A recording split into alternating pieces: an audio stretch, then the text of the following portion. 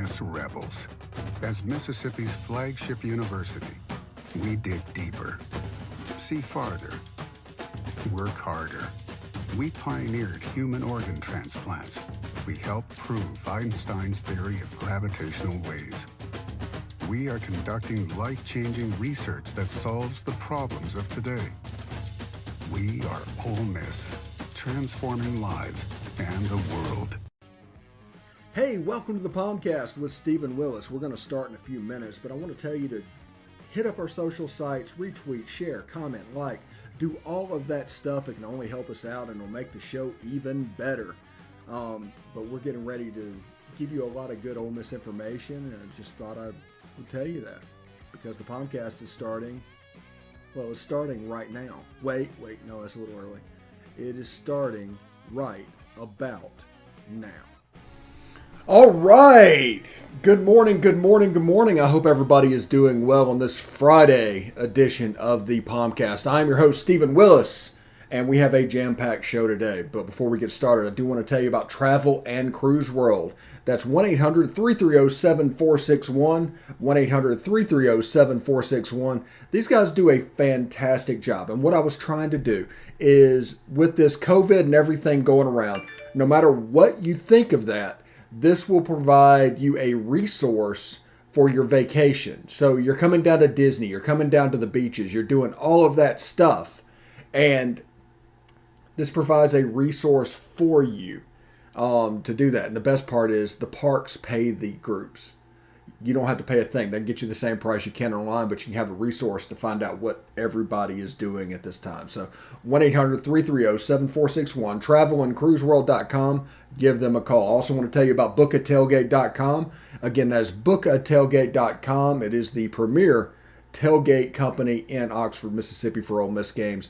Give them a call. They can do tents, single, double. They can store your tailgating equipment. They can rent you tailgating equipment. They can put a TV up at your tent. They can even pick up your catering. So give them a call at area code 662-701-1177 or go to bookatailgate.com. That's take it to the Grove, and they can help you out. I also want to tell you about La Terrain watches. La Terrain watches are the official watch of Positively Ole Miss and the POMcast. And they provide stylish watches that's not very expensive. So you can give them a call. Check out with the promo code POMcast. You can see it at the bottom of the screen right there. And you do that, and you'll get 10% off, and we will get credit, and they'll know you came from us. So thank you very much for that. Also, if you want to watch the show, you can catch us on Twitter at the Stephen Willis or at Old Positively. Also know that for the time being, Twitter is going to be a little bit wonky because they are transitioning from Twitter onto Periscope, or from Periscope to Twitter for the live stream. So there's things like this show that we do just a basic live stream and just push it live. We're showing up there. Events that we have, they're kind of getting messed up in the wash. So know the other places to watch videos on Positively Ole Miss. We're not changing our schedule. They just might be a little wonky. Also, you can catch us on Facebook at facebook.com/POMcast. Positively Ole Miss on YouTube. That's Positively Ole Miss. You'll not only know that we're streaming, you'll know what we're streaming about, and we're on Twitch at Positively Ole Miss. All one word, all lowercase. Audio-wise, we're on Apple Podcasts, Google Podcasts, Stitcher, SoundCloud, Spotify, iHeartRadio, TuneIn Radio, Pandora, Amazon Music, and Audible. I think we're on Good Pods as well now. It's an app that they do. They reached out to me the other day to put that on there. So I did that. So we're on Good Pods now. So that's awesome. So did that in about 3.5 minutes. So awesome. Now, today's show, we're going to talk about what do you do with a wounded number one on the schedule? Because you don't see that very often, because most of the time if they're wounded, they're not number one. But we are looking at dealing with a wounded number one on the schedule. How are we going to deal with that? We're also going to look at Eli's Places. Cute little show on ESPN Plus. I've seen every episode. I think they're leading to a conclusion with Eli and Archie going around Oxford. And I think that will probably be the last episode of the season. but they've done the first college football game, the Heisman Trophy, Nick Saban, and recruiting with Ed Orgeron and others.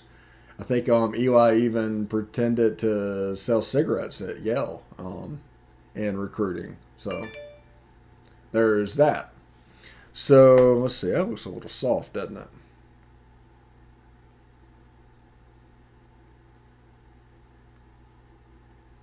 There we go. All right. So we're going to talk about that, and we're going to talk about just the general weekend of college football, because enjoy your bye week. You get one of these a year, sometimes two if the first game is before Labor Day, but you get one this year, and here it is. This is what we need to do. We need to take care of this. Have fun. There's some, I don't know, okay games this weekend. I guess I'll put it like that. I'm going to be watching. I'll tell you what I'm going to be watching. I'm glad they're doing game day and big noon kickoff at the same place for a Notre Dame game at Soldier Field against Wisconsin, because that opens up the possibility of not doing it for Notre Dame and Cincinnati. So, pay attention to that. Remember, Cincinnati is that win away from a perfect season and the playoff, a G5 team. Now, they're in the Big 12 now, so maybe they get some of that magic pixie dust, but they're still a G5 team. They're still an American club. And if they beat Notre Dame, they're in the playoff. They took care of business against Indiana. They're one of the few teams in the country that are acting like a top 5 team at the moment. But what do we do with a wounded number one? It doesn't happen very often, because most of the time whenever you have a wounded duck up there, they drop. You'll end up with a really good number 4 or a really good number 3, but not necessarily a wounded number 1. And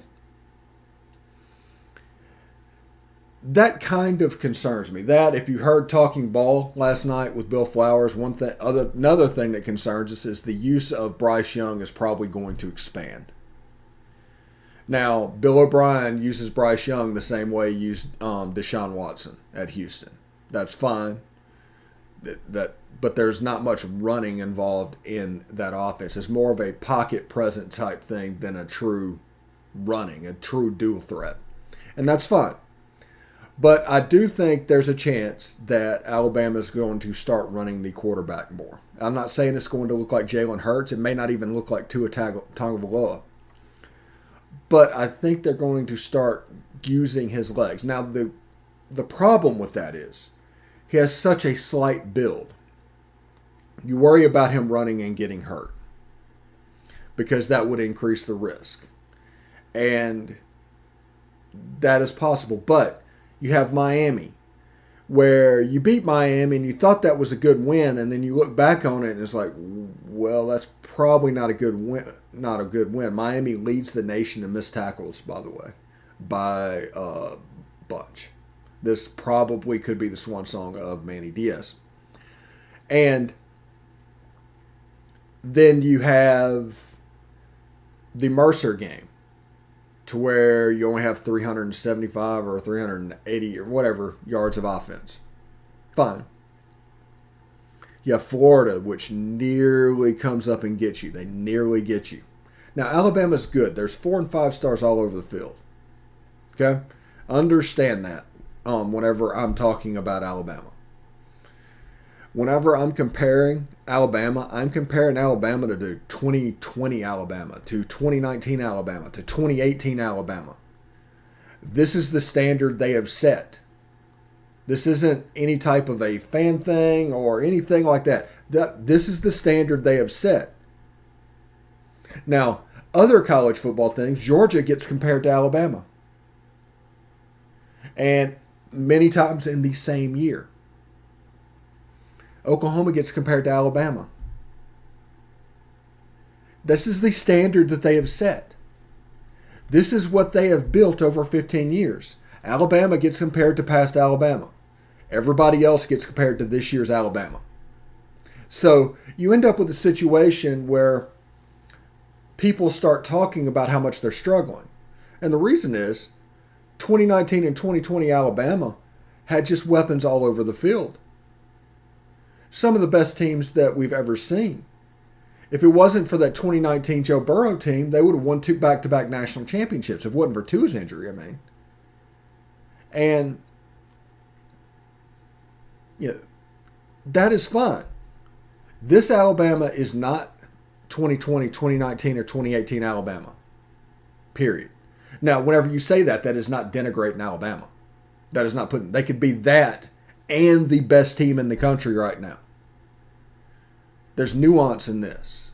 It's not all black. It's not all white. It's somewhere in the middle. So whenever you look at this Alabama team, they're not as good as the past 2 teams that have strolled into Oxford, went over to Tuscaloosa, yada, yada. Now, they're a wounded team right now because Miami's not as good as they were expected. They struggled against Mercer, and they should have gotten beat. If it wasn't for a quick start, which that's something we need to watch out for, and we'll talk about next week, is the script, the build-up to Alabama, either between Lane Kiffin and Nick Saban. The script is going to be very important because who draws first blood in that game? If Ole Miss gets ahead, they're in a position where they can probably front run a little bit. That's something to pay attention to. But this Alabama team is not those teams. They struggled going into the season. They're 3-0. That's really all that matters, a 3-0. But if you want to look at them in relation to those past teams, or even in relation to the playoff, which they're in fine shape for the playoff because so far there's a tier of 2 teams, Cincinnati, and we're waiting to see who emerges 4th. It could be Iowa. It could be Penn State. It could be Ole Miss. Depends on the other day. But that's where we sit right now. And going into this game with a wounded Alabama, and even though they're 3-0, but they just haven't looked like 2020 and 2019 Alabama. This is what they're hearing on their end as well. This is what people are talking on their end as well. There are sane people that's just going to point out it's like they're 3-0 and they won a game at a top 15 stadium with a crazy atmosphere, and they beat Miami by multiple scores, and they beat Mercer 48-14. I mean, what's the big deal? Well, everybody's, crashing down on this team for whatever reason. They're 3-0, number 1 in the country. Could be the best team in the country. 4 and 5 stars everywhere, just elite players. We'll have Stacey Blackwood and Jake Thomas on to preview this game next week. We're going to do an extended preview of this game because of how big it is. So it could be something that releases like Thursday at midnight, so you have extra time with it. So it should be pretty good. But they understand that they're underperforming because you're not the 2020 Bama, the 2019 Bama. This is what they're hearing. This is causing the coaches to rev up what's going on. They try to bounce back in any way they can. I don't know if they can. I mean, this is like a Bill O'Brien offense is like a Jim McElwain offense. It kind of is what it is at this point. But you're going to get Alabama's best effort. If you beat Alabama, it is not going to be because they overlooked you. It is not going to be because they played sloppy. They are going to be well drilled, and you're going to have to beat them. Now, if I know Ole Miss and these players, that's exactly what they want to happen. That's exactly how they want this to go. They want no excuses when the game is played, and this is an uber confident bunch.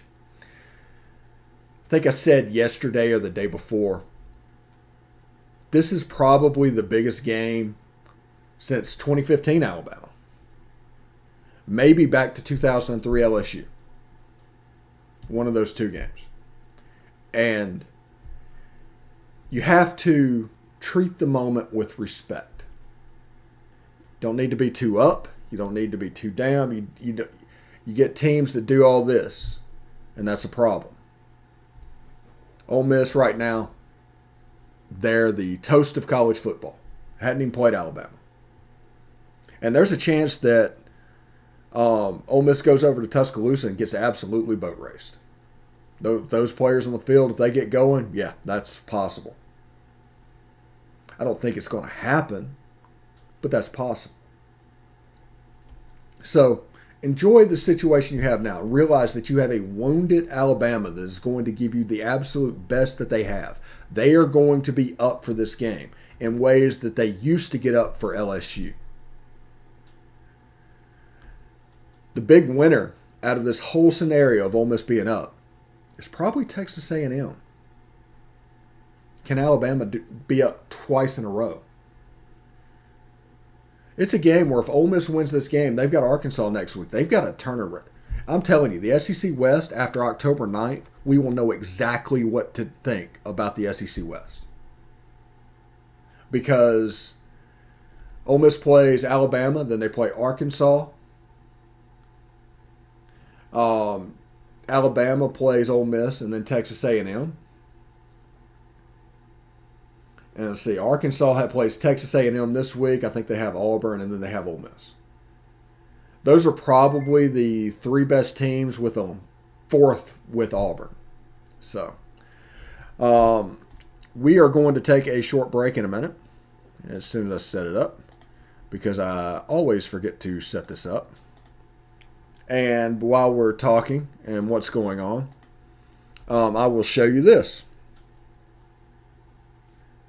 That is going to replace these bulky headphones, hopefully, by next week. We're going to be running tests this weekend on our system, and we think it could work splendidly. So, no more wires coming down, none of this, no, or whatever it's called. No more of me pushing it over my shoulder. I'm excited about that. I'm probably the only person that's excited about that. But we're going to take a short break. When we come back, we're going to talk about Eli's places and look around college football, and I'll tell you what I'm planning on doing this weekend. What's my schedule of games? Because I think it's pretty good, and there's a chance for a little bit of fun. So stick around.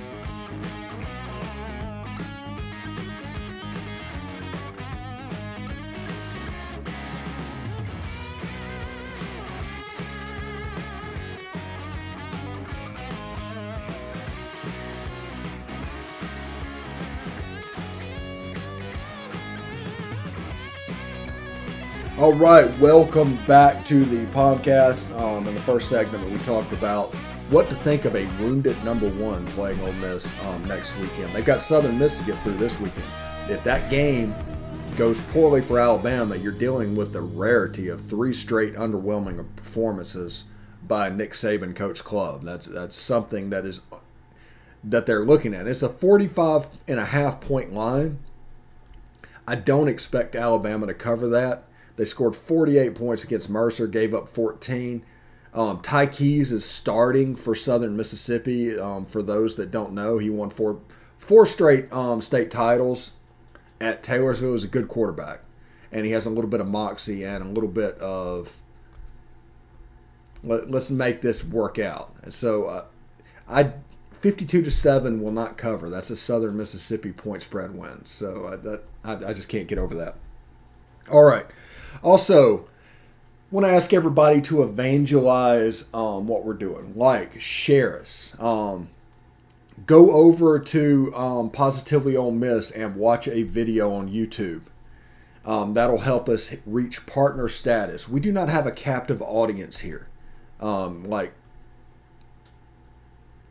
Rivals and Scout and those guys do. We do not have a captive audience.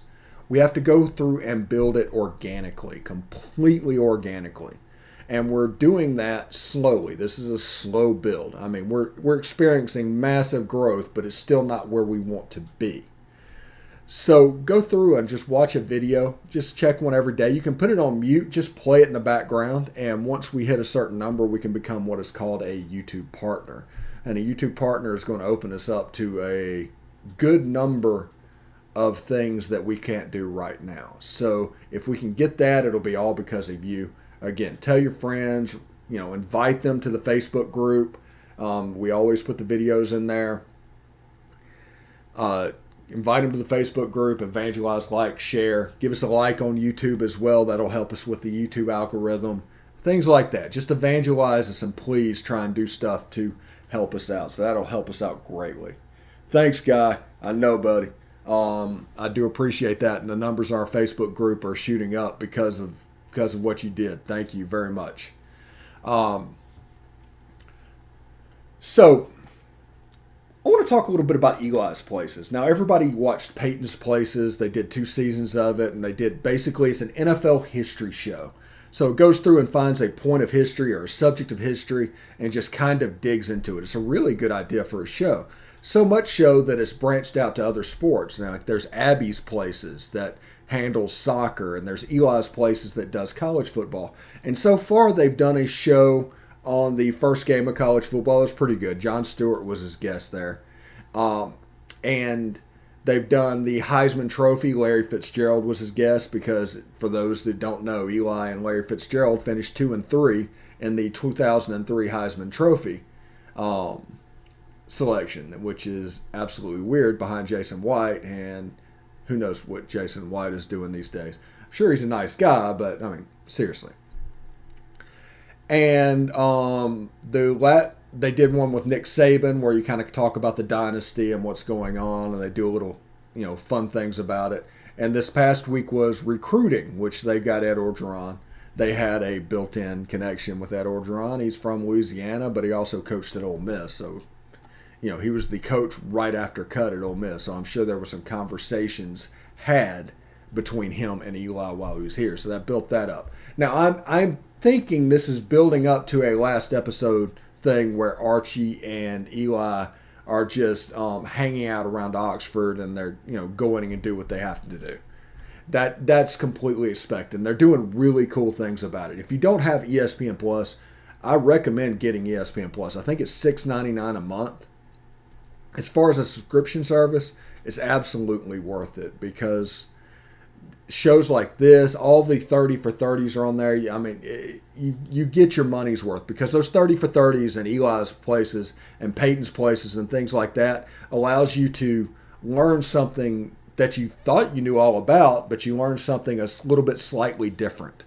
So it's a really cute show. I look forward to it come out. I think it comes out every Wednesday. And oh, there you go. It's free with Disney Plus. Thanks, Guy. I did not know that. So it's absolutely fantastic. And the stuff they're doing on ESPN Plus, the whatever it's Once Upon a Time in Queens that they just released, the 4-part documentary that was about the 86 Mets was really good. The Last Dance is on there. All those 30 for 30s and that. You can waste plenty of time. I've done now 2 summers basically on ESPN Plus trying to kill time to get to football season. They've got enough content on there to do that. So that's something I just want to point out. Eli's Places is really well done. He has a personality I did not know that Eli had. He's really kind of come out of his shell a little bit with that and the ManningCast on Monday Night Football, which is apparently doing really well as well. So pay attention to that as well. Now, transitioning a little bit, this is a bye week. So what am I going to do on the bye week? My schedule for this weekend is as follows. At noon, and I'm going to say noon because I'm an hour ahead of you guys, most of you guys. I'm in Winter Haven, Florida. I'm going to watch Mississippi State and LSU. It is a battle between one of the most stubborn defensive guys that you will ever meet. He's one of the most stubborn guys, period. And Mike Leach, that does the one thing that he has to adapt to. That's the whole thing. Everybody that has taken LSU the last couple of years has done it with the short crossing game. It's all man beaters. And even with Derek Stingley and Eli Ricks on the outside, there's still the shallow cross has absolutely killed LSU. Now, part of that is they can't generate a pass rush, so that allows that play to develop. But UCLA absolutely beat LSU with a short passing game, short crosses. Mike Leach, nearly every play he has an element with that short cross. They might have different rules despite what they're doing, but if it is man coverage, he's already thrown for over 600 yards against Ed Orgeron. That happened. Now, everybody likes to say that it was Bo Pelini's problem, when in reality it was switching from Dave Aranda's system to Bo Pelini's system. And not having players to run a 4-down after coming from a 3-down what he was running. LSU was dominant. It's not that they have dominant football players, that they recruit certain types of football players. You can't have a 245-pound brooding linebacker that's designed for a 3-4, designed to, guard the A and the B gaps and ask them to go sideline to sidelines and really perform in coverage. Doesn't work that way. And that's what got him last year. That's really what got him last year. Now, the thing that I'm concerned about is I don't know if they understand that that is a problem. I don't know. And in doing so, this is a game to where if Mississippi State wins this game, chaos is going to erupt in Baton Rouge. To the potential that, the Fire Ed Orgeron steam will really gain traction. Especially as this is the beginning of them going on a terrible run that includes Auburn, Ole Miss, Texas A&M, and stuff like that.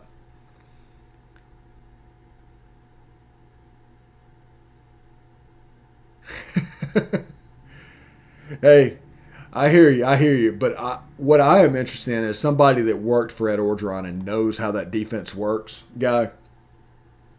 I'm interested to see if he's willing to concede that he needs to do something differently. But you're absolutely right. Mississippi State could just boat race LSU this weekend. The line's really tight. Now, second is Texas A&M and Arkansas. I'm really impressed with this game. This in Jerry World is in Dallas. I think 2 years are left. Then when Texas comes in, I expect that to go back to campus, by the way. It's a game with Zach Calzado on one side and KJ Jefferson from North Panola on the other. And it's a game where if Haynes King was the quarterback at Texas A&M would be the default favorite. They are better than Arkansas at probably 15 of the positions on the field. But take away the running threat that Haynes King offers, and all of a sudden you have a statuesque drop-back passer with Isaiah Spiller, which is a great running back, but you kind of have what Texas was doing earlier in the year. You can almost run back the same game plan. Jimbo's going to have some good stuff for them, but I still expect Arkansas to really show out, and the difference could be from KJ Jefferson in the quarterback run game. It's something you don't see very often. You can play with 11, and you can neutralize a little bit what A&M does defensively. Also, in the third game of the day, I am going to watch is Florida and Tennessee. Now, this might be nostalgic for me. This might be absolutely nostalgic. Going back to the early 90s with Spurrier and Peyton, and this being the game of the year. But Florida's favored by 20, but they just almost beat Alabama. Now, I don't know how they'll take more victories. I don't know what they're going to do, but I imagine that there might be a little bit of a hangover. Now, in this game, if Hendon Hooker is the quarterback, take Tennessee to cover. It could be a decent game. They can attack deep, which you have to do against the Todd Grantham defense. You have to attack defense and try and spread the accordion out a little bit. If you allow them to play in that box, you're going to be in a little bit of trouble. Alabama allowed them to play in that box, which is so weird. So weird after seeing what Sark did the last couple of years. But if Joe Milton is the quarterback, take Florida. Just because I think his work with the deep ball, his inconsistency there will allow Florida to play in that box. And whenever they're there, they're comfortable. It's like a gator den. So that's what I will be doing this weekend. I'll probably do some flipping as well. But I'm just looking forward to it. Everybody enjoy your bye weekend. Go out there, grill a steak, do whatever you have to do. Have some fun and get ready for the game of all games. We got, like I said, we have an extended preview next week with Jake Thomas and Stacy Blackwood talking Bama. I'm outnumbered in that one 2-1. I don't know why I agreed to that. But that is something we're going to do. We're going to talk about all that good stuff. Bill Flowers is going to come back for round 2, talking Bama and talking ball on Thursday. The Biscuits and SEC guys tonight are at 6. Now, if you have trouble watching on Twitter, I put a link to its YouTube video as well, because Twitter is transitioning from Periscope to Twitter in their streaming platform, and that's causing a little bit of problems. So tune into there and watch what you're going to watch. And, it would behoove you to subscribe to our YouTube channel anyway, because their notification system is out of this world. You'll not, like I said, you'll not only know that we're streaming, you'll know what we're streaming about. And you can determine if you want to catch it live or if you want to catch it on demand. So that is something to look forward to. But thank you very much for tuning in. Enjoy the weekend. We will see you Sunday with the review show, Monday with the POMcast. And I just want to let everybody know. Hotty toddy.